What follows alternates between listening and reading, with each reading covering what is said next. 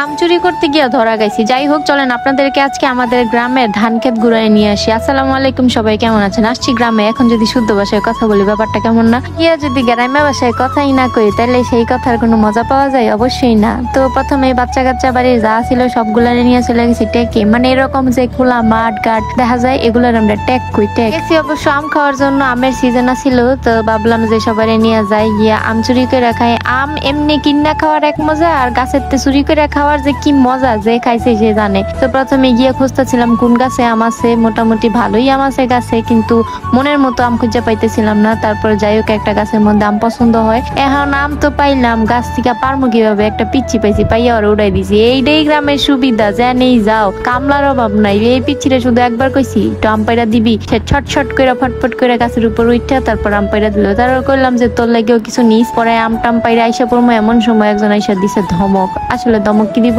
আম চুরি করতে আই নাই, চুরি করা মহাপাপ, যেটা আমরা করি না। এটা হচ্ছে আমাদের নিজেদেরই গাছ। অনেক দূর থেকে আমার চাচাই দেখছে গাছের থেকে একটা জানি আম পাড়তাছে, তারপর দৌড়াই এলো, আইয়া দেয় যে না, বাড়ির মাল কিনে আছে লগে, ওই যে আমার চাচি আম টোয়াইতাছে। আসলে শহরে থাকতে থাকতে না, মানে গ্রামের ভাষাটাও ভালো করে আইতাছে না, কেমনে জানি কইতাছি। আমার খুব সুন্দর গ্রামের ভাষা কথা পারি, কিন্তু বুইলা বুইলা গেছি এমন লাগতেছে। যাই হোক, আম টোকান্না শেষ, এখন আম নিয়ে হাঁটতাছি। তো আইলাম যখন একটু একটা ভালোভাবে ঘুরে যাই। হাঁটতে হাঁটতে দৌড়াইতে দৌড়াইতে সামনে গিয়ে দিয়ে একটা ব্রিজ, নতুন ব্রিজ হয়েছে, এইবারে তো এইবারে যাওয়ার লাগা। আর এইদিকে দেখেন গইডা, এগুলা গরুর গোবর, এগুলা দিয়া তারপর রান্না করে, খুব সুন্দর রান্না হয়। আসলে অনেকদিন পরে পরে গ্রামে যাইতো খুব ভালো লাগে, খুব স্মৃতি আছে। ছোটবেলা থেকে এই জায়গায় বড় হয়েছি, গাছে মাড়ে, তারপর গরুর গোবরে, সবকিছুর সাথে খুব ভালো একটা সম্পর্ক ছিল, খুব মায়াবী একটা সম্পর্ক। তারপর দিয়ে শিমুল তুলা ওমা গাছেতে পড়তেছে ভাইয়া ভাইয়া। আর যেগুলো আমরা ঢাকা শহরে 1000 টাকা 1200-1500 টাকা কেজিতে কিনে, আর এটি দেখেন এই যে মাটিতে পড়ে রয়েছে। আয় হায়, বাড়ির থাকলে এগুলা দিয়ে টুয়াইয়ে বালিশ বানাই নিতাম। আর এইটা হইতেছে গিয়ে আমাকে গরিবের গ্রামে লাল পাহাড়। এই পাহাড়ে আমরা লাল পাহাড় কই আনতে, খুব সুন্দর একটা ভিউ। আর এই দেন গাছে উঠতেছে আমার ছোট বোন। আমরা যে ছোটবেলায় কত গাছে উঠ,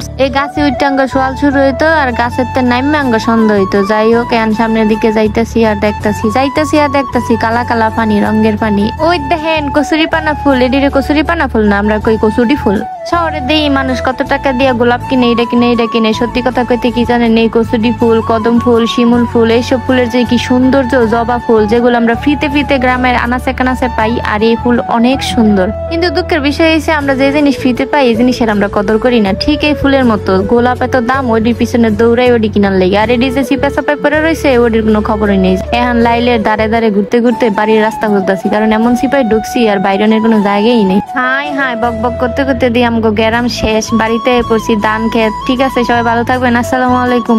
আরেকটা কথা, আম চুরির ভিডিও দেখে কেউ হাসছেন না, হ্যাঁ।